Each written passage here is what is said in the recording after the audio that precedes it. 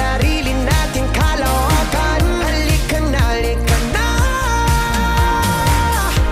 pagtitibayan kong puso para sa iyo.